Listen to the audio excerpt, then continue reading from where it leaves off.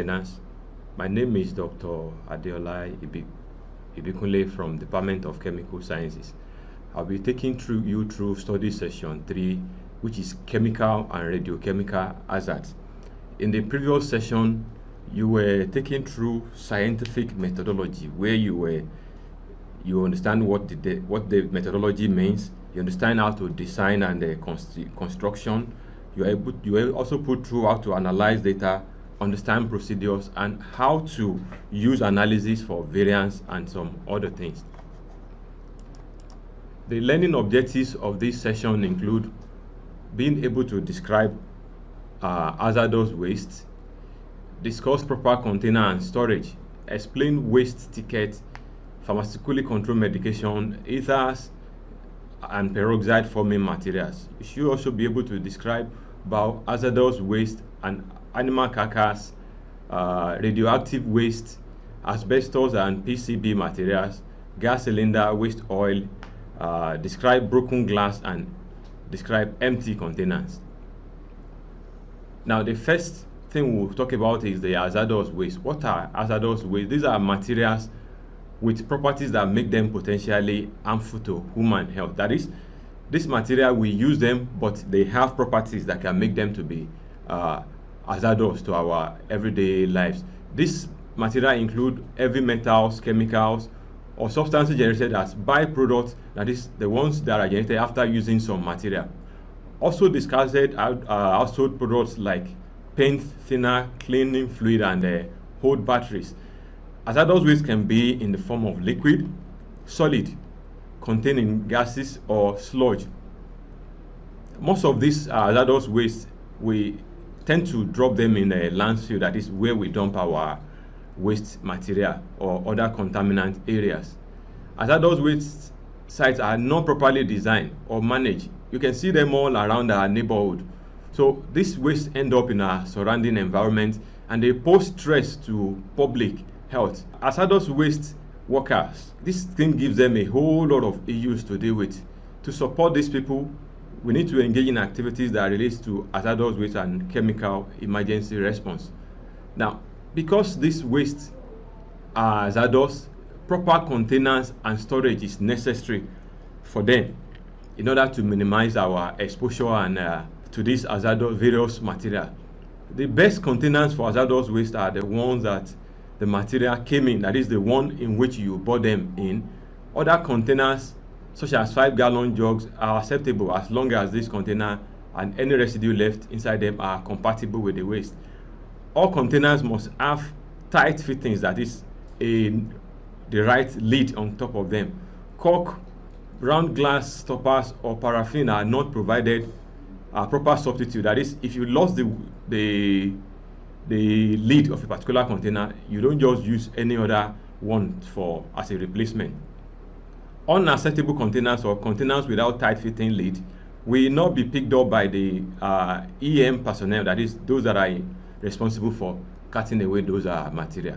Now, what are the proper containers and storage? When waste is not being poured in or out of the container, the top must be securely fastened. That is, you must make sure you cover them all the time. Funnel that you use in this discharging part of a particular container must be left sitting on the container.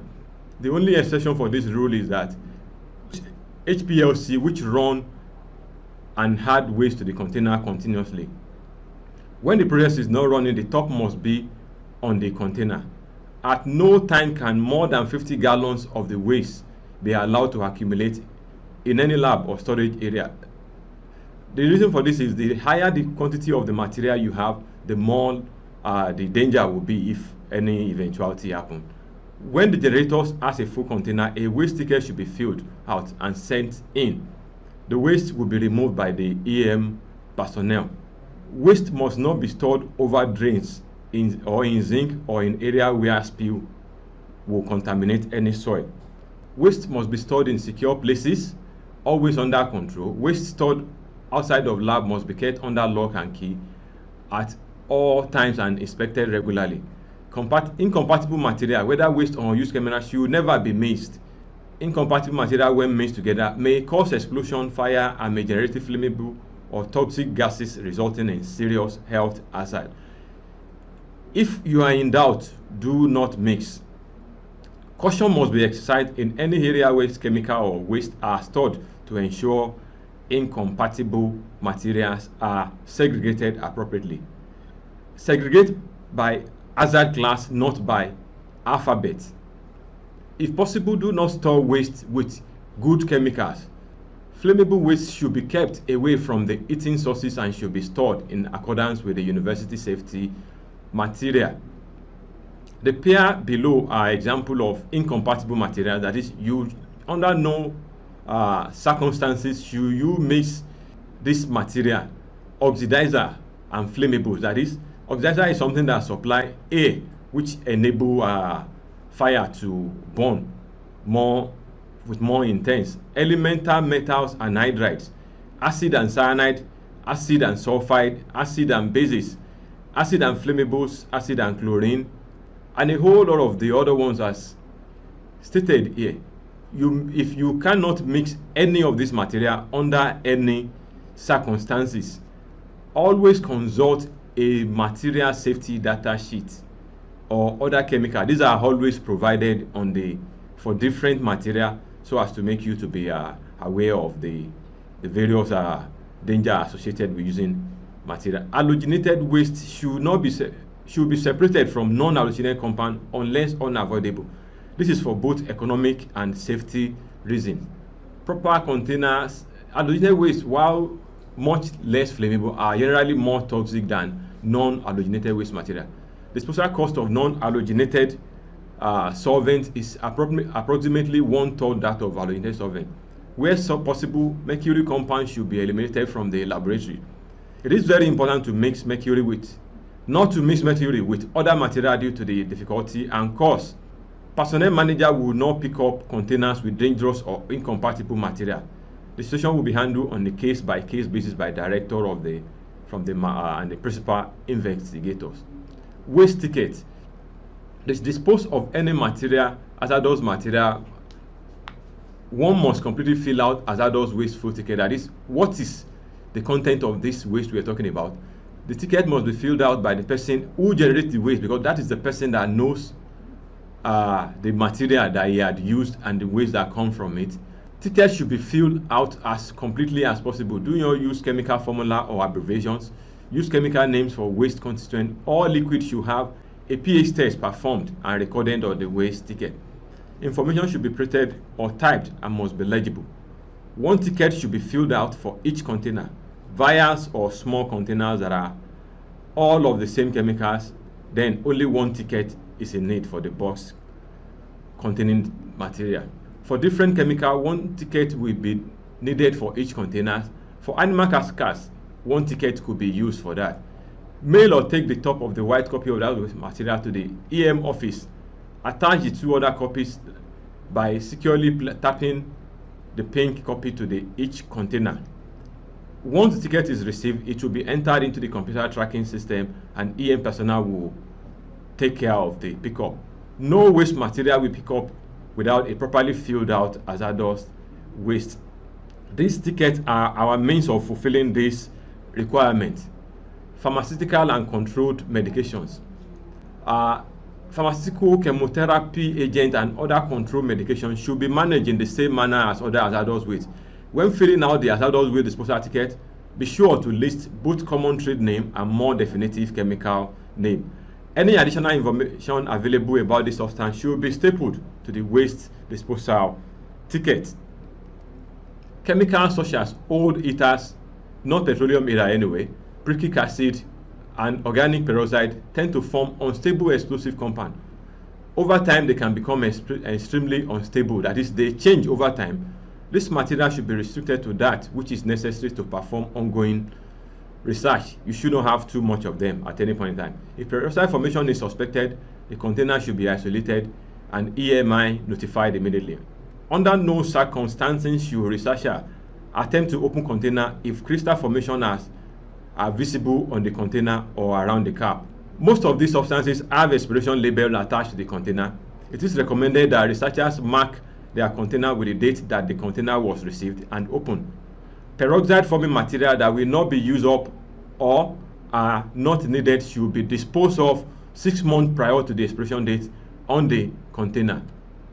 Animal carcass, they have been contaminated with carcinogens or other highly corrosive material, are considered to be hazardous waste and must be disposed of by the right personnel. Technically, animal hazardous waste if they meet the toxic characteristic or are contaminated with a listed hazardous waste. If you have any question about the chemical you are using, please contact the Environmental Management Office. Non-contaminated animal carcass will be handled by Department of Laboratory Animal Resources Guideline. Biohazardous waste.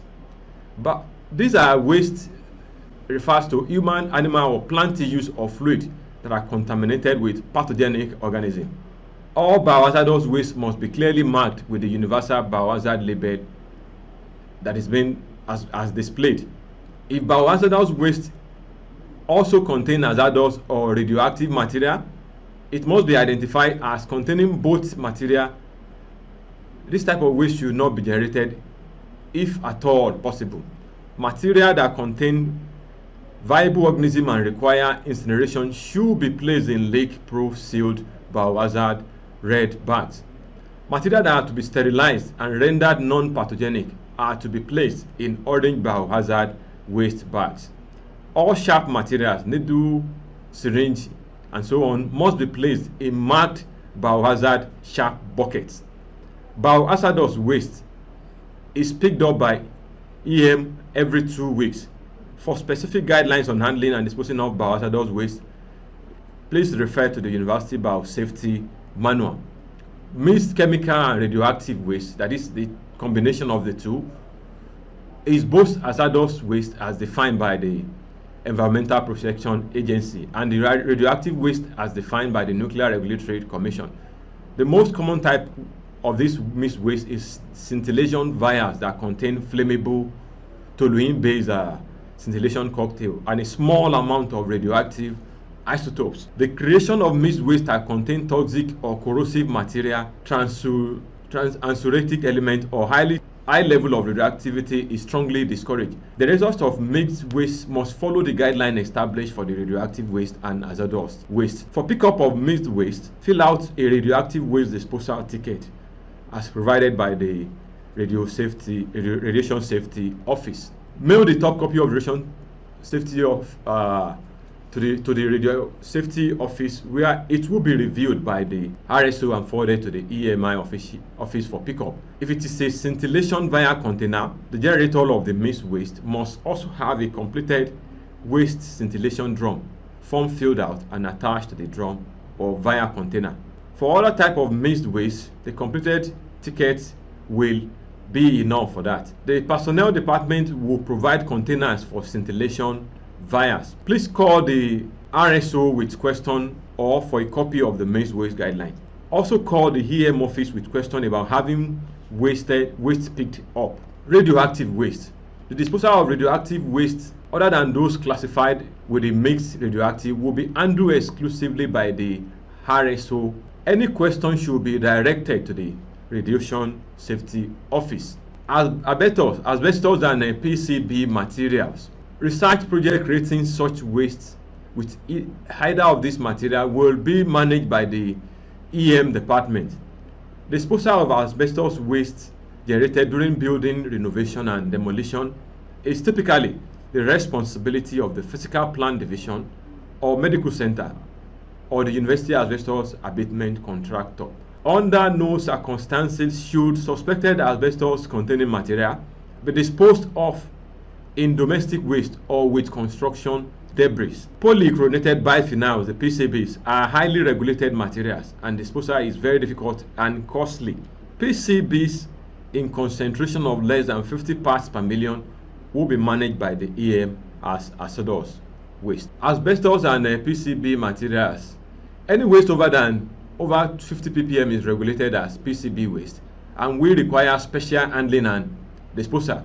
The EM should be contacted for instruction on handling this material. Any gloves or material that are used in handling these PCB will also require disposal as a hazardous waste. The use of PCBs in concentration over 50 ppm in research should be carefully reviewed. PCB disposal by the university could be restricted at any time due to changes in regulation. Gas cylinders. Rental and return of gas cylinder to gas vendors is the recommended practice for management of hazardous waste. The purchase of lecture bottles or other non-returnable pressurized gas cylinders is strongly discouraged because of the difficulty and costs of disposing of the empty container. Disposal of empty or partially filled cylinder is handled by the EM department. Waste oils and lubricants. Waste oil and petroleum lubricants are not classified as hazardous waste by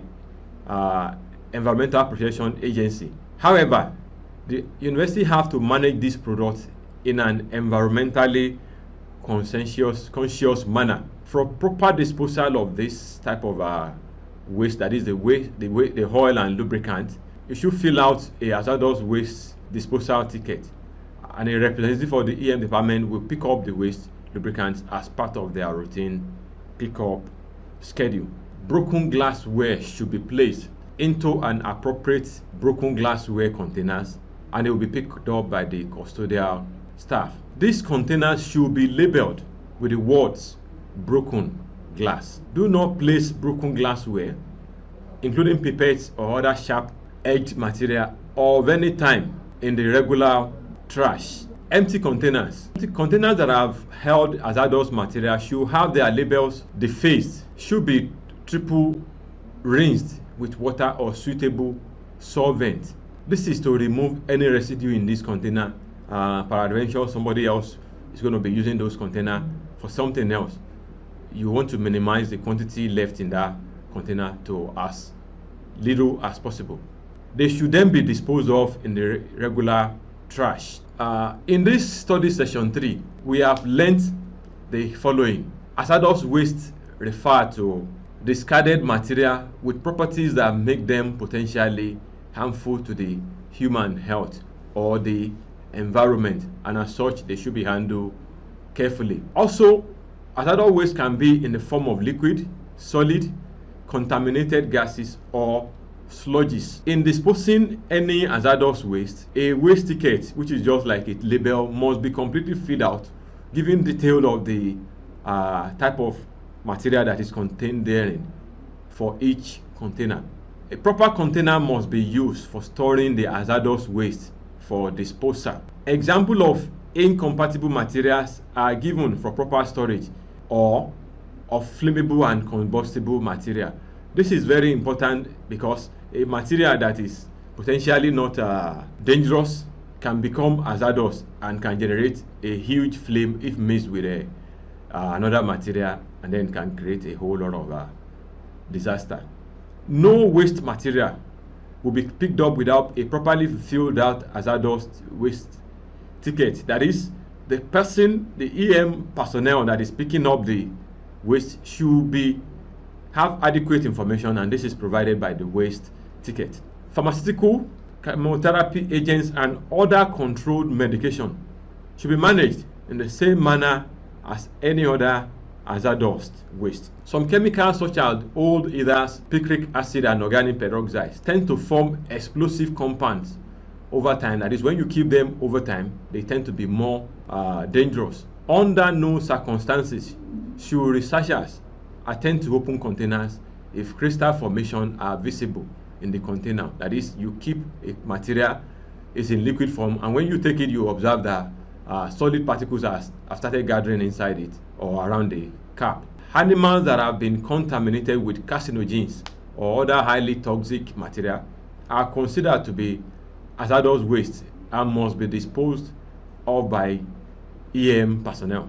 Biohazardous waste refers to human, animal, or plant use or fluids that are contaminated with pathogenic organisms. All sharp materials, including needles, syringes, scalpels, and so on, must be placed in marked sharp biohazard buckets.